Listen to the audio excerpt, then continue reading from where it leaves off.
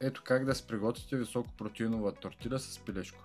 Комбинирайте зелена чушка, червена чушка, червен лук, нарязано пилешко филе, малко чери домати и ги смесим с малко зехтин, червен пипер, чесън на прах, кимион, малко сол, черен пипер, добре изтискан цял лимон.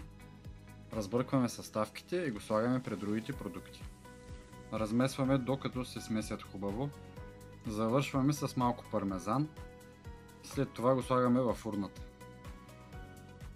И когато е готово, имаме високопротеинов пълнеж за нашите тортили.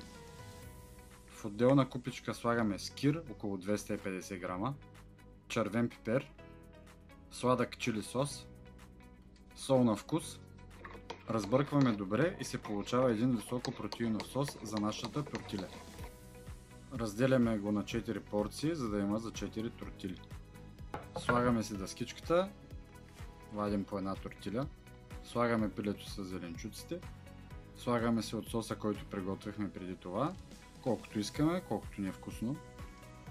Загъваме тортилята, колкото можем. Аз не можах много да я загъна, но горе-долу се получи. Тази тортиля е 450 калории и 45 грама протеин. Можете да си го загънете за после и да го преверите в хладилника.